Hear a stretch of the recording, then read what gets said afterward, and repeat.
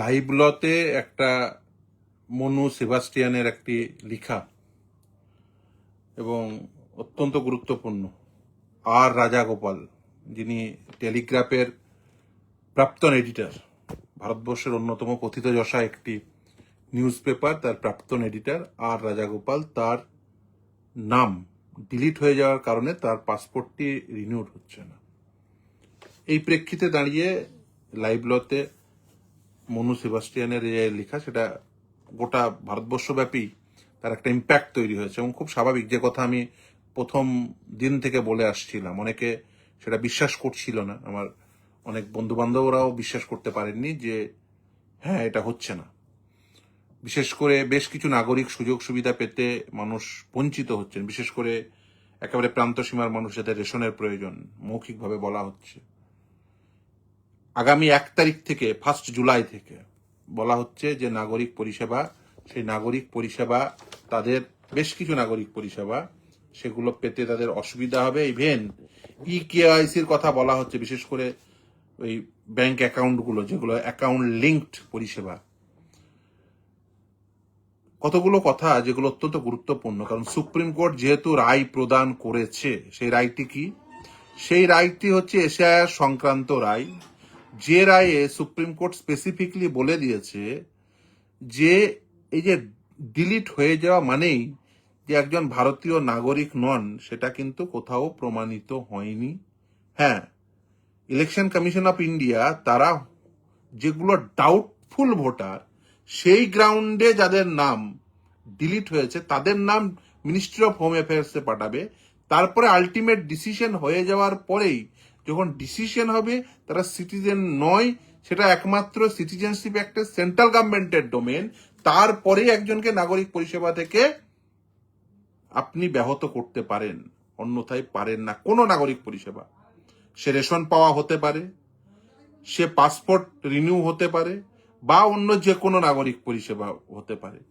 দেখুন, একজন ভারতীয় নাগরিকই তিনি ভারতবর্ষের ভোটার হবেন, বা ভারতীয় নাগরিকদের জন্য যে বিধিবদ্ধ যে সমস্ত পরিষেবা সেগুলো পাবেন। এখন যদি দেখা যায় যে যে কোনো কারণে কারোর নাম ভুলের কারণে কারোর নাম ডিলিট হয়ে গেছে, মানে ওই নামের সামান্য ত্রুটি বিচ্যুতির কারণে, কালকে লেখায় আমি দেখছিলাম যে সেখানে ওই মহতাব শেখের কথা উল্লেখ করেছেন মনু সেবাস্টিয়ান, এবং অত্যন্ত সঙ্গতভাবেই, যে কারণ আমি সেটা ম্যাটারটা যেহেতু ডিল করেছি, একেবারে সে সুপ্রিম কোর্ট থেকে শুরু করে ট্রাইব্যুনাল পর্যন্ত, বা ট্রাইব্যুনাল থেকে, মানে যেহেতু সুপ্রিম কোর্টের নির্দেশের সাপেক্ষে ট্রাইব্যুনাল নির্দেশ দিয়েছে, বা তার পরবর্তী মামলা কেচাবুদ্দিন শেখ থেকে শুরু করে একাধিক মামলা, শতাধিক মামলা ডিল করেছি। এখন বর্তমানে যেহেতু কলকাতা হাইকোর্টে একাধিক মামলা, যারা আর্জেন্সি আছে, কেউ ডাক্তার, কেউ হয়তো আইআইটিতে ভর্তি হবে, কেউ হয়তো অধ্যাপক, কেউ হয়তো শিক্ষক, আর্জেন্টলি হয়তো কাউকে পাসপোর্ট রিনিউ করতে হবে। কারণ তারা এসে বলছিলেন যে পুলিশ এটা জানিয়েছে, মৌখিকভাবে জানিয়েছে যে আপনার নামটি তো ডিলিট হয়ে গেছে, আপনি তো মানে পাসপোর্টটি আমি রিনিউ করতে পারবো না এই গ্রাউন্ডে। কারণ পুলিশ যখন আইবি রিপোর্ট করছে, আইবি রিপোর্টিং এ তারা কিন্তু এগুলো দেখছে। ফলে খুব স্বাভাবিকভাবে এই কথা কিন্তু অনেকদিন আগে থেকে আমি বলছিলাম, কিন্তু অনেকে বিশ্বাস করতে চাইছিলেন না। আজকে বিশেষ করে যে সমস্ত আইনি মহলের যে সমস্ত বন্ধু বান্ধব, তারা আজকে এই লাইভলর গতকালের যে 29শে জুন 2026 11টা 28 এটি আপলোড হয়েছে লাইভলতে, তাদের যে অ্যাপস আছে, কারণ এটা অত্যন্ত বহুল প্রচলিত একটি এই সময় দাঁড়িয়ে, যেমন এসসিসি আইনজীবী মহলে যে অত্যন্ত গৃহীত যেমন একটি প্ল্যাটফর্ম, সেরকম লাইভ ল বা বার অ্যান্ড বেঞ্চ অত্যন্ত গৃহীত প্ল্যাটফর্ম। সেখানে যেহেতু এই স্টোরিটি সেহেতু আছে, রয়েছে, এবং সেটা ফ্লোটেড হয়েছে, তারপরে মানুষের মধ্যে এটা এসছে যে হ্যাঁ, এটা হচ্ছে। এবং সেটা শুধুমাত্র যে আমি এর আগের দিন বলছিলাম যে কথা, যে শুধুমাত্র মুসলিমদের নাম বাদ গেছে এবং তারাই অসুবিধায় পড়ছেন, না। আমি একাধিক উদাহরণ দিতে পারি যে মামলা রায় ইভেন কলকাতা হাইকোর্টেও দিয়েছে, যে সেই তার সাপেক্ষে তাদের, কারণ এক্সপিডিসিয়াসলি তাদেরও প্রয়োজন, সেখানেও কিন্তু কেউ হয়তো অধ্যাপক, কেউ শিক্ষক, কেউ হয়তো এই পাসপোর্ট রিনিউ করবেন, সেখানেও কিন্তু এই কলকাতা হাইকোর্টের নির্দেশের সাপেক্ষে নির্দেশ দিয়েছে যে ট্রাইব্যুনালকে অতি দ্রুততার সঙ্গে আপনি মামলা নিষ্পত্তি করুন। আমি একাধিক, যেমন ধরুন কৌশিক ব্যানার্জি, কিন্তু তার টাইটেল কিন্তু ব্যানার্জি, এটা নয় যে শুধুমাত্র মুসলিমদের নাম বাদ গেছে তাদেরই নাগরিক সুবিধা পেতে অসুবিধা হচ্ছে, না। এই যে টেলিগ্রাফের এডিটর, নামের সামান্য পার্থক্যের জন্য নাম ডিলিট হয়ে গেছে। সুপ্রিম কোর্ট অনেকদিন আগে বলে দিয়েছেন যে নামের পার্থক্যের জন্য কারোর নাম এভাবে ডিলিট হতে পারেন না। তারপরেও নাম ডিলিট হয়েছে। কারো বাবার 6 সন্তান, তার বাবাকে দেখিয়ে বাবা হিসেবে 6 জন ব্যক্তি কাউকে বাবা হিসেবে দেখিয়েছে, সেই গ্রাউন্ডে নাম ডিলিট হয়ে গেছে 6 বা অধিক। কিন্তু প্রকৃত দেখা যাচ্ছে 3 সন্তান। আর ভারতবর্ষের কোনো আইনে এটা এখনো পর্যন্ত এই প্রতিবন্ধকতা নেই যে 6 জনের অধিক সন্তান থাকলে তার নাম ডিলিট করে দিতে হবে।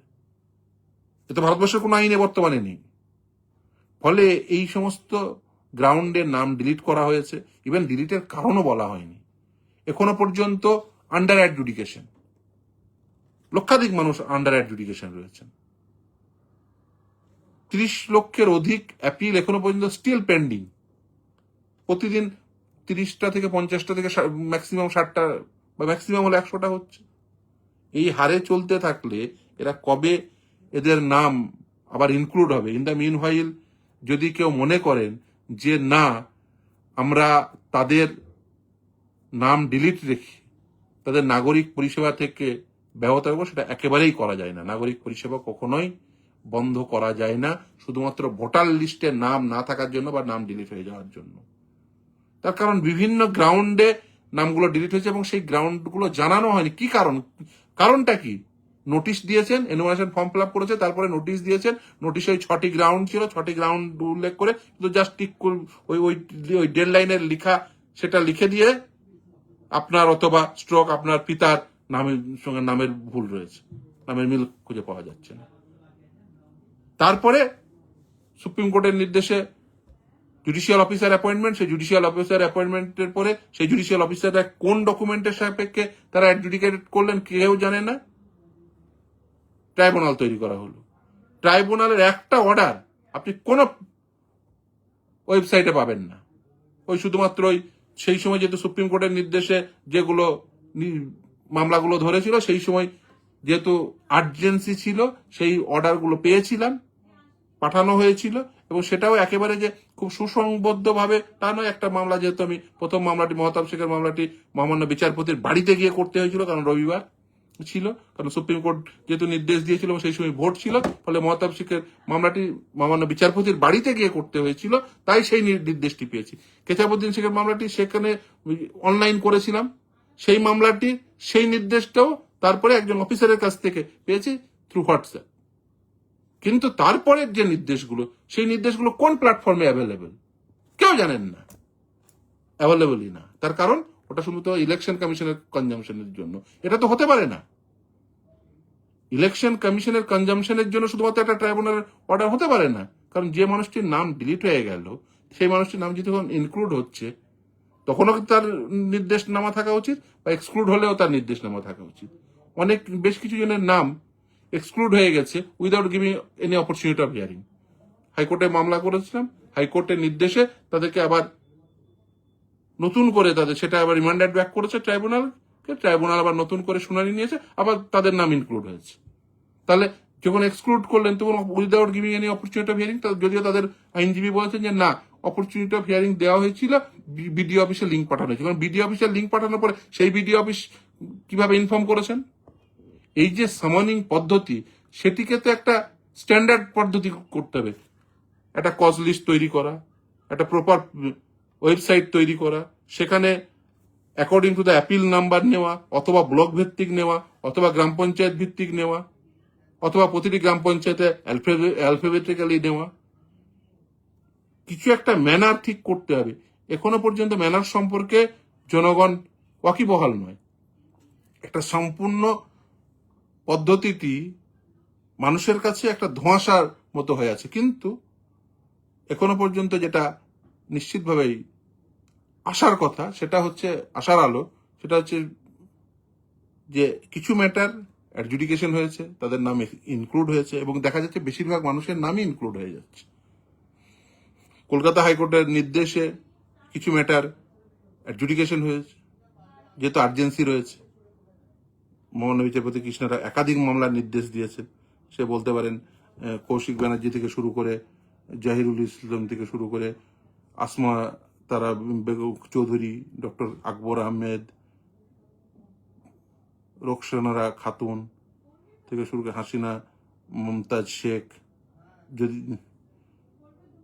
সালেমা বিবি, মুন্সি রেজাউল করিম, এই ম্যাটারটি, এই মুন্সি রেজাউল করিমের ম্যাটারটি পেন্ডিং থাকা অবস্থায় ম্যাটারটির অ্যাডজুডিকেশন হয়ে গেছে।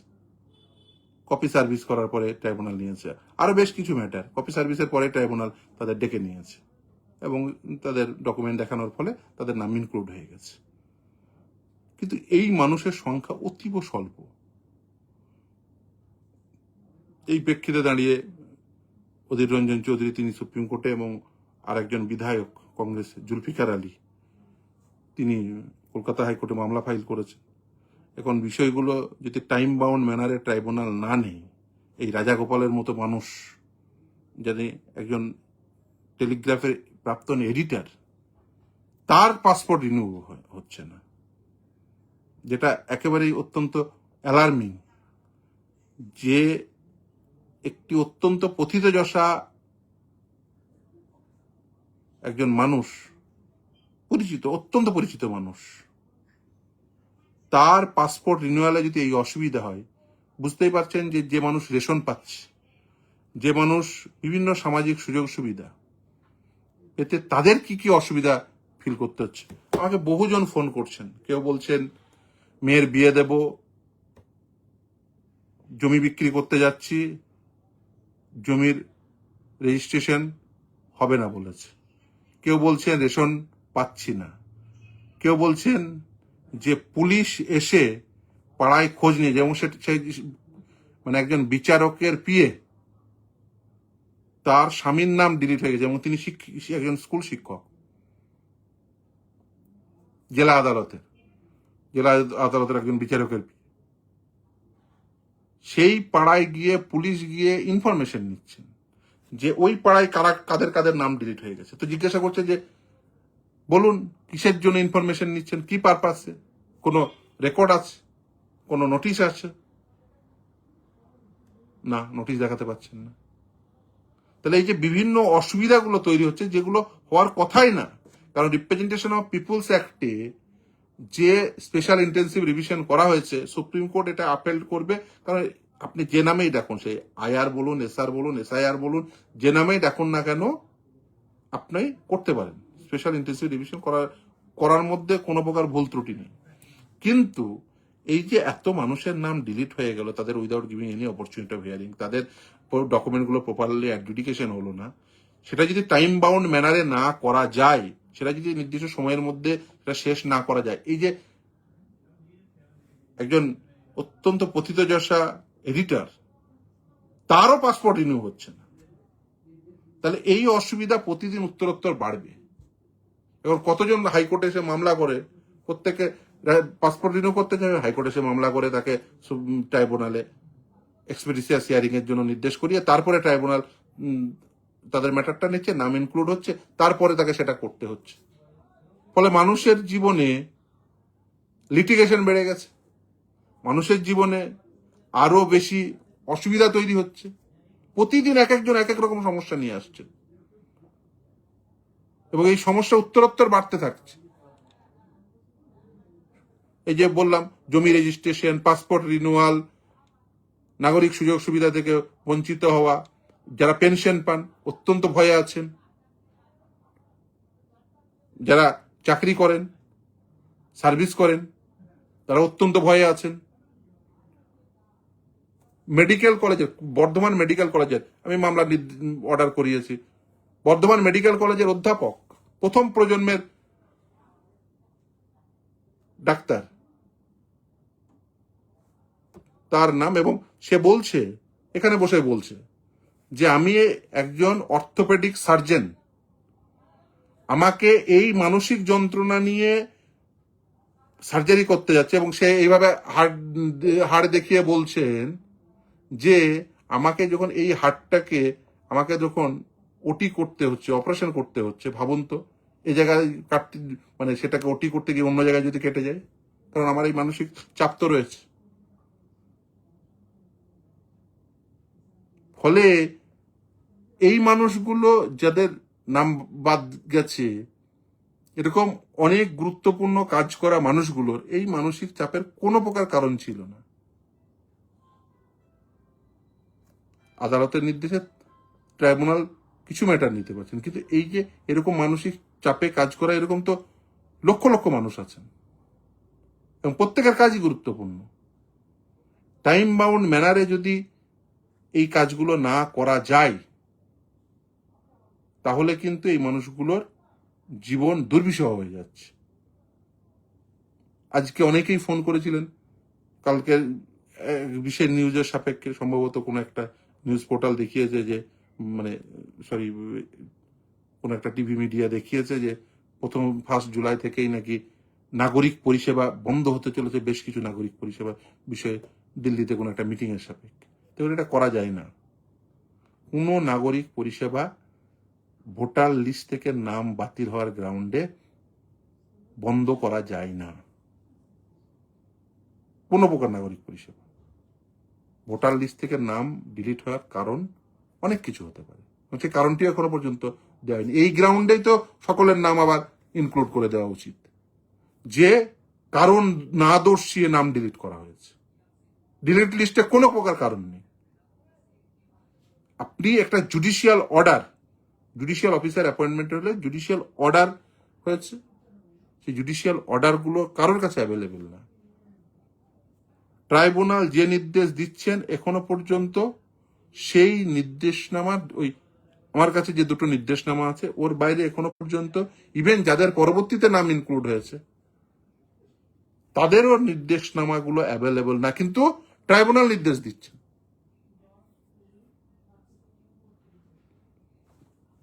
ইলেকশন কমিশন অফ ইন্ডিয়া তারা ইনফ্রাস্ট্রাকচার বিল্ড আপ করবে, তারা সেই ইনফ্রাস্ট্রাকচার এখনো আজকের দিন পর্যন্ত বিল্ড আপ করতে পারলো না। এই নিয়ে কেউ কিচ্ছু বলছেন না। ইলেকশন কমিশন অফ ইন্ডিয়া কেন এই ইনফ্রাস্ট্রাকচার বিল্ড আপ করতে পারবে না যে সেই অর্ডারগুলো অ্যাভেলেবল হবে? ট্রাইব্যুনাল, আমাদের সংবিধানের সংশোধন এসে ট্রাইব্যুনাল তৈরি করা হয়েছে, কিন্তু সুপ্রিম কোর্ট এই ক্ষেত্রে, সুপ্রিম কোর্ট 142 এক্সারসাইজ করে ট্রাইব্যুনাল অ্যাপয়েন্ট করেছে। একটা ফোরাম, সেই ফোরামে একটা নির্দেশ হচ্ছে, সেই নির্দেশ অ্যাভেলেবল থাকবে না যে মানুষটির প্রতি নির্দেশ হচ্ছে তার কাছে। অপরচুনিটি অফ হিয়ারিং এর কথা বলেছেন। অপরচুনিটি অফ হিয়ারিং যদি হয়, দেওয়া হয়, সেই হিয়ারিং এর আউটকাম কি জানার অধিকার রয়েছে, এটা আইনসঙ্গত অধিকার।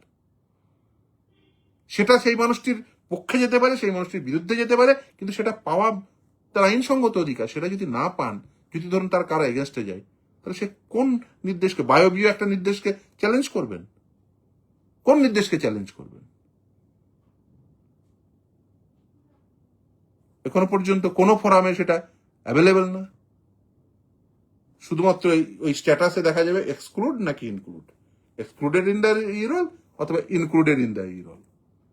এর বাইরের ওইটুকু লিখে শেষ করে দিচ্ছেন, তার বাইরে আর কিছু নেই। সুপ্রিম কোর্ট বলেছে অপরচুনিটি অফ হিয়ারিং দেওয়ার কথা। অপরচুনিটি অফ হিয়ারিং দেওয়ার পরে তার যে আউটকাম, সুপ্রিম কোর্ট নিশ্চিতভাবে প্রতিটি প্রসিডিওর বলে দেবে না, কিন্তু ইলেকশন কমিশন অফ ইন্ডিয়ার এটা দায়িত্ব যে এই প্ল্যাটফর্ম তৈরি করা, কারণ তাদের উপরে এই দায়িত্ব ন্যস্ত হয়েছে। এই দায়িত্ব যদি তারা না পালন করতে পারেন, তাহলে বুঝতে হবে যে কোথাও একটা ভুল ত্রুটি হয়ে যাচ্ছে। প্রতিটি আর্টিকেল 12 অথরিটির দায়িত্ব সুপ্রিম কোর্ট নির্দিষ্ট যে নির্দেশ, সেই নির্দেশ পালন করা প্রথম। দ্বিতীয় হচ্ছে যে যদি এই অর্ডারগুলো অ্যাভেলেবেল না হয়, তাহলে সেই অর্ডার আগামী দিনে যদি দেখা যায় সেই এই লিস্ট নিয়ে কোনো প্রকার ডিসপিউট ক্রিয়েট হয়েছে, তাহলে সেই মানুষটি কি দেখাবেন, কোন কাগজ দেখাবেন? যে মানুষটির নাম এক্সক্লুড হয়ে গেছিল সেই মানুষটির নাম আবার ইনক্লুড হলো, অন হুইচ গ্রাউন্ড, কোন নির্দেশের সাপেক্ষে? 10 বছর পরে 20 বছর পরে আবার যদি এসআইআর হয়, তখন কি দেখাবেন? এখনো পর্যন্ত সেই নির্দেশগুলো আপলোডেড না, কিন্তু কিছু মানুষের নাম ইনক্লুড হয়ে গেছে। যাই হোক, এই নির্দেশ নামাগুলো অ্যাভেলেবল থাকা উচিত। সুপ্রিম কোর্টে মামলা ফাইল করেছি, অধীর রঞ্জন চৌধুরী তিনি ফাইল করেছেন, এখানে করেছি, জুলফিকার সাহেব করেছেন।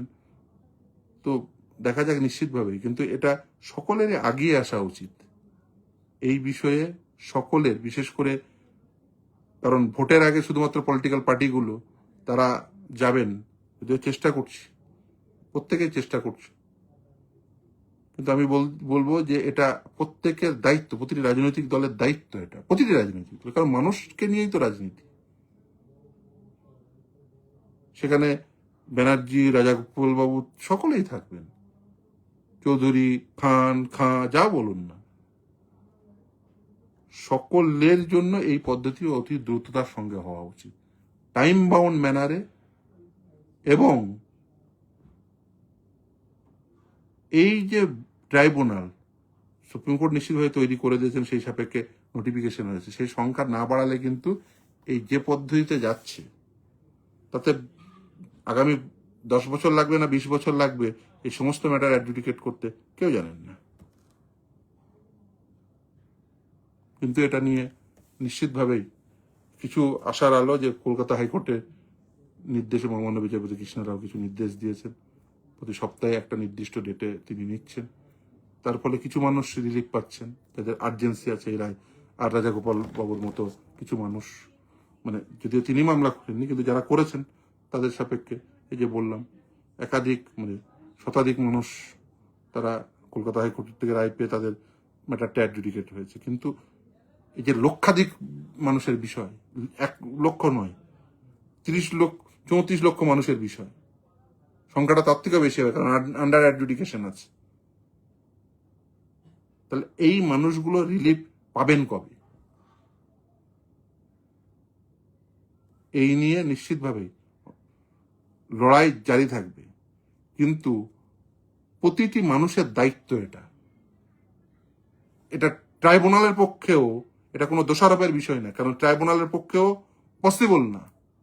কারণ একটা ম্যাটার, আমি মহতাব শেখের কথাই বলি, সেটা দেখবেন বেশ কয়েক পাতার নির্দেশ, সেখানে প্রতিটি ইভেন সুপ্রিম কোর্টের জাজমেন্ট সাইটেড হয়েছে, তার কোন ডকুমেন্টে কি নাম আছে সেগুলো সাইটেড, সেগুলো লিখেছেন, নথিবদ্ধ করেছেন, তারপরে একটা নির্দেশ দিয়েছেন, তার পক্ষেই নির্দেশ হয়েছে, তিনি আজকে এমএলএ, নির্বাচিত এমএলএ।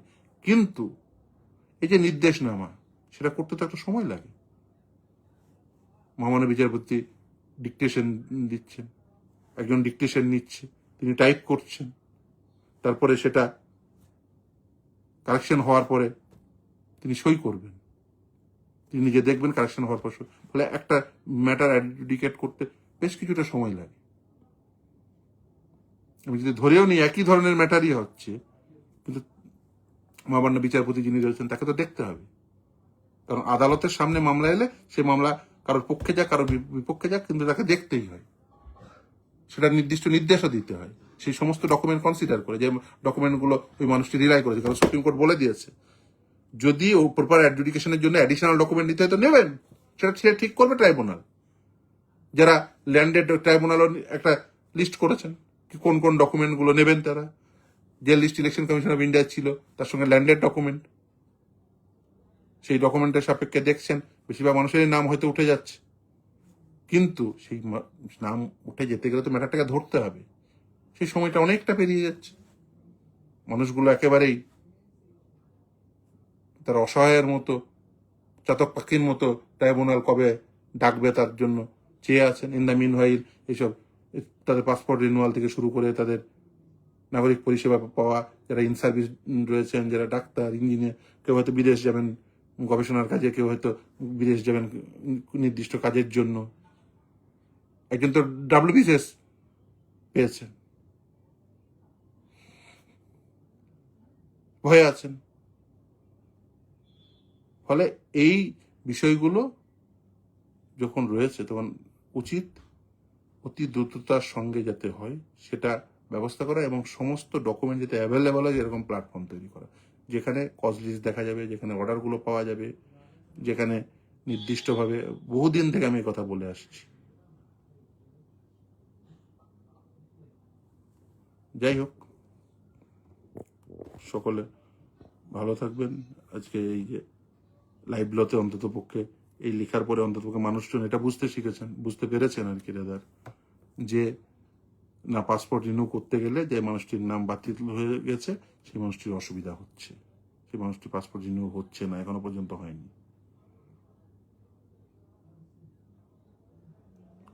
একটাই আশার আলো যে কলকাতা হাইকোর্টের নির্দেশের সাপেক্ষে কিছু মানুষ সেই সুযোগ সুবিধা পাচ্ছেন, কিন্তু এটা তো সম্ভব নয় প্রতিটি মানুষের পক্ষে হাইকোর্টে আসা, প্রতিটি মানুষের পক্ষে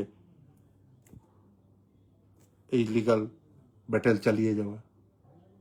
ফলে সেক্ষেত্রে যেখানে এত মানুষের অসুবিধা, নিশ্চিতভাবেই আদালত হয়তো যেহেতু এখন জানেন সুপ্রিম কোর্টের ছুটি, ফলে খুব স্বাভাবিক আদালত খুললে আদালতের দৃষ্টি আকর্ষণ করব, কিন্তু তারপরেও মানুষ তো ভারতবর্ষের রাজনীতি, ভারতবর্ষের এই সাংবিধানিক প্রতিষ্ঠানগুলো ভারতবর্ষের মানুষদের জন্যই, সকলকেই নিশ্চিতভাবেই এগিয়ে আসার আহ্বান করব। আর বিশেষ করে এর সমাধান সূত্র খোঁজার চেষ্টা সকলেই করুন, সমস্ত শুভবুদ্ধি সম্পন্ন মানুষ।